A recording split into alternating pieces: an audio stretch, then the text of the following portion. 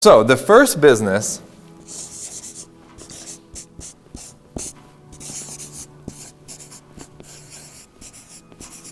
is called a get business. And I totally made this up. It doesn't come from Harvard Business School or anything. So this is literally my own interpretation of how we approach our business and how we approach the people to produce the results that we want to produce. So in a get business, first of all, here are you. And this is not going to be the most accurate depiction of you, but imagine that's you. In a get business, what we focus on is typically where we're going to earn money, where money's going to flow from, how we get money. And it's from that mentality that we come up with different offerings, different products to sell or to offer to people.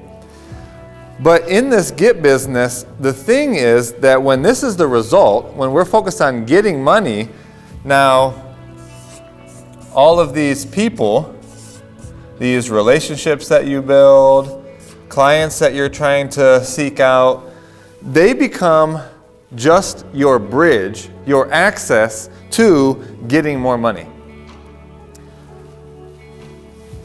So it's almost like you negate them or just cross them out.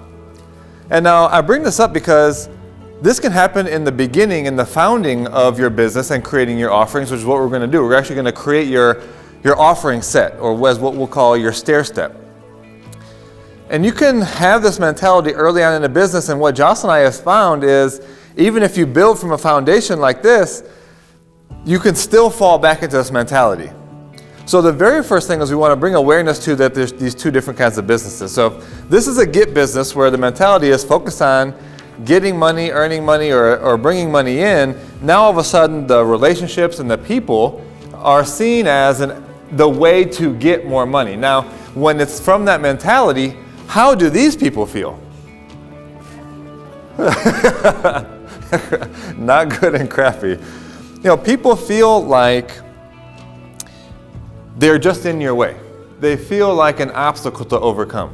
And then so the experience for you is also different, right? When you're operating in this type of business, not like you are, but when people in general are, this is where you have the experience of what? Selling somebody or forcing somebody to do something or getting them to do something. Why? For your benefit or for you to get more money. So this is not the best experience for not only the people in your life, the relationships that you're building, but for you. And a lot of times, all of this, if you feel like in your life, in the offerings that you have, whether it was built on a foundation like this or it's perpetual, this leads to burnout. I mean, it really does. When you feel like the people that you meet, the conversations that you have are all forceful and you're trying to sell people, you just get burned out of it. Because, like George was talking about, you lose that satisfaction. Something in the fulfillment starts to fall away. So, the new type of business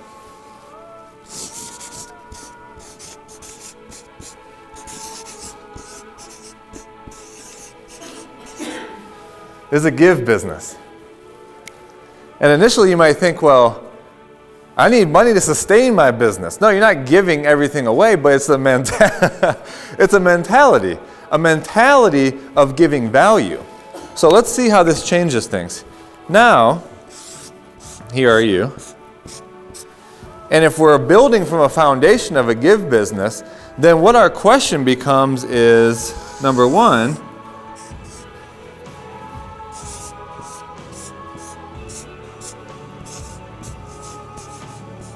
who is my avatar? First of all, we want to get clear on who it is, what type of person, what is my ideal client, and ultimately asking ourselves the question when we're clear on a particular avatar, ideal client, what value can I offer them? What value do I have, or what value can I create that adds value to the life of my ideal client? Now, this is why we talk about If you try to speak to everyone, you really speak to no one. But when you can get clear on an avatar, like for Jocelyn and I, when we started, it was relationships.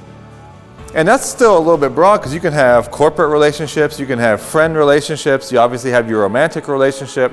And then so we got clear that it's for romantic partnerships, and we even redefined it at that time to be marriage, right? That's much more specific of a relationship. But even more than that, relationship coaching so far up until this point has been about counseling.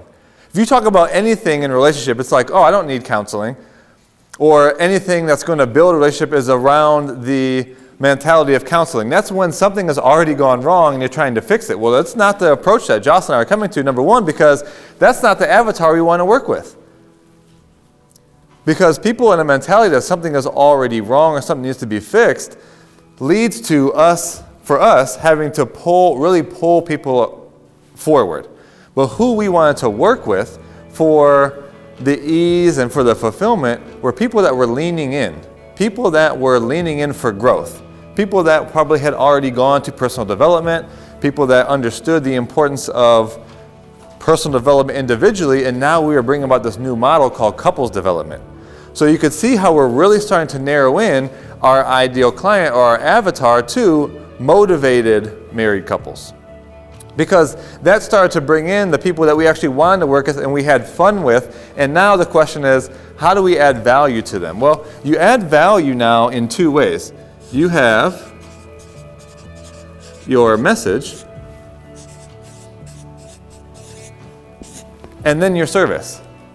So really getting clear, because if you're going to add value to a specific avatar or client, you have to be able to, number one, share your message and share it clearly so the avatar can self-identify themselves into the services, i.e. your products, maybe a lotion, and we have quite a range in here, but whether it is for coaching services, whether it's going to be for real estate investing, whether it is going to be a product side, going to be a lotion, whether it's going to be for speaking, which we talked a lot about offering different products. Why? Because even just to speak may speak to a particular avatar, but we want to continue to ask, how can I add value?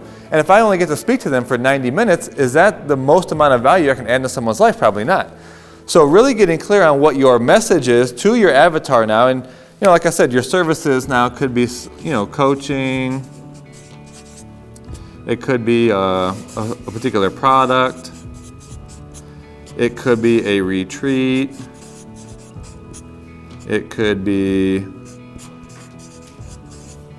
traveling, right? All different kinds of services.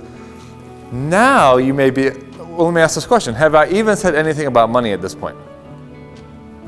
When the last model is really all about money, isn't it? To get money. But in this case, a give business, and the mentality that we come from is that when we provide value through our message and our service to our right avatar, we can expect this to circulate value back to us in the form of money. So money becomes a resource. Money is a resource like many other things. Relationships, connections, properties, assets are all forms of value, money just being one of them. But now when we approach business from how can I create a give business, where I'm clear on the avatar, the person I want to make a difference for, I always ask what value can I add to their life through services and creating a platform of services, which we're going to do immediately next, which I love. Now we actually expect that the circulation of value comes back to us in the form of money. So then in this case, this is powerful that this came up already in our conversations. We do not base the offerings and the price of our offerings to our avatar based on what we think is valuable, or even more so, what we have in our own bank account. Can I get an amen? Amen. Yeah. What we ask ourselves is, what value is that to this particular avatar? Because if we base our prices based on our own bank accounts, we're going to devalue ourselves. We're going to devalue our message. We're going to devalue our services. Because like for Jocelyn and I, when we can really ask, well, what real value is it for us to have married couples to deepen their connection, deepen their intimacy, be able to communicate, and for us, create their own income streams or create their own businesses. Wow, that's a ton of value. And so then if we attached our own money value to the services that we offer, like $500, I mean, come on. The fact that a couple for the rest of their life can be connected, feel intimate, and create their own income stream, there is a ton of value there. So we want to price in our services based on the value that it is for the avatar. And this is maybe a little bit better than my drawing. But, oh, you can't even see the bottom. Really, the bottom is actually a circulation of energy, or a circulation, like I said, of value back, money being one of them. So also, I'm glad I looked at that slide. In the beginning, when you're speaking, you may circulate value out to a group of a particular avatar, and something that you may get back in return. It might not be a paycheck. It might not be a speaking fee of $500 or $5,000. $500,000. Some people do get that. But it could be in video testimonials. It could be in you asking the host, what is another organization that the value I brought would also be interested in? So asking for referrals, not only from a host, but also from the audience. And maybe you pull the audience at the end. Maybe you talk to different audience members. But there is a lot else that you can get back from value. I mean, you know the importance of building relationships and referrals. And when you build relationship, right, you're providing value. You're not just seeing people as an access to just getting money. So I say that because as we create these stair steps, we want to come from a give business, number one, so we can price our offerings accurately, but also we can come up with a number of new ones. And like Jocelyn and I have found, even when we create a give business foundation, there will be times that we go through our business and we start back into the patterns of just getting money. So it really is about awareness, to continuously bring that awareness back in. When have I slipped into me operating in my own business in these offerings from a get to a give? So it's going to be something that you always come back to.